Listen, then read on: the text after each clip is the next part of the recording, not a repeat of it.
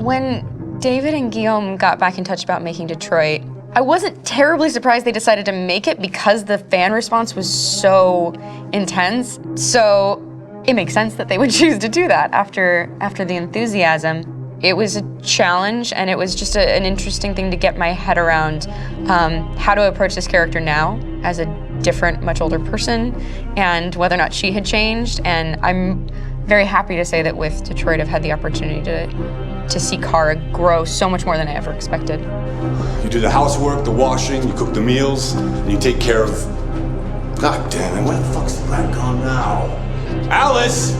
Alice! I mean, she starts out essentially how she does in Kara in a very, not robotic, but android other way, and getting to take this journey where she becomes more and more human as it goes on. And as an actor, that's a wonderful exploration in every way, whether it's how she sits, her posture, how her voice changes, how emotions change, and how much emotion is based on things like empathy and social experience. And so having, as much material as I got with David to have this huge, nuanced arc was really incredible. Why couldn't we just be happy? This experience has been quite different than the experiences I've had shooting film or TV or doing theater work. I have 83 dots on my face and a really, really flattering black wetsuit type thing. And you're jumping around with props, and it's kind of like being a 10-year-old imaginative kid, which is fun. There's 80 cameras around us. It's already lit.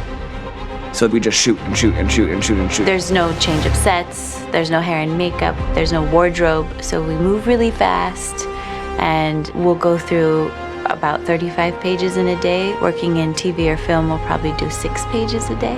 It's kind of acting boot camp. It's like working out constantly. I mean, you're doing this thing, and then you got to do something that's completely other back to back to back. And so that kind of process of working is very challenging, but it's also very exciting because you just have to keep coming up with new ideas, and your head goes all over the place because you're trying to keep track of basically 4 different storylines for each different response. You shot that girl, for fuck's sake. It was a machine that looked like a girl. Yeah, I know what I should have done. I just told you I couldn't. All right, I'm sorry. The fact that David Cade, he's telling like many stories interwoven from beginning to end is super complicated and super impressive, and I have no idea how he keeps it all in his head. He's not just the writer or the director who's seeing this from the outside eye, he's also thinking about the player walking through this space. Only somebody who really, really loves not the work, but like these characters and these stories and cares about doing something meaningful would invest that much in it. And it's always inspiring to work with somebody who cares that much. My experience with motion capture is this one. And I found it sort of terrifying in a way, because they said the computer's going to build you. But then as we got into it, I realized all the elements of it were still artistic.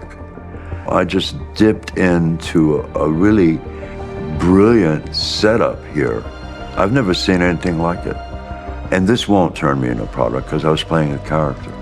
So it's wonderful. In the game, Detroit comes back because of a revolutionary industrial rebirth. And there's no reason why that can't happen in Detroit, because they have such tremendous infrastructure for millions and millions of people who can very easily support, a new industry. The city is really strong and resilient, but the city has also been through so much. You see the damage. But it takes that time of kind of rebuilding and reinvesting into the city that I think is happening slowly but surely. The potential of Detroit as a city is something that this game does a lot of justice to, because it would be easy to look at Detroit as some place that used to be, and that's not the case. This game provokes a lot of conversation and reflection on our potential near future engagement with machines. That's what we are to them. There's merchandise on display in a shop window. I think that a group that feels marginalized, feels like they deserve and have earned access to themselves and the environment around them, and are trying to figure out a way to articulate how to get freedom. What was I designed to be? Their slave? Their toy? It plays with your comfort levels. You think that this is fine, you're comfortable with it, until something blurs the line and throws you off, and now, So I feel differently about whether this should be allowed, should it be banned, should it be encouraged. You're gonna ruin our lives, and for what? For a bunch of machines? They are not machines! They are alive! I'm alive! You're alive! They're nothing! There are lots of comparable comparisons to any type of persecution of religion, race, etc., dating way back. It can't just be a video game where you shoot 'em up or where people make these choices to do whatever. I think that's the whole point. You have the choice, and you can either choose to go in one direction with your character or another. And I think that's going to be very telling about the gamer. Very telling. I think there's going to be a really strong reaction to this game, which has such a strong perspective. I'm that much more proud of it now to get to be a part of it because it's important.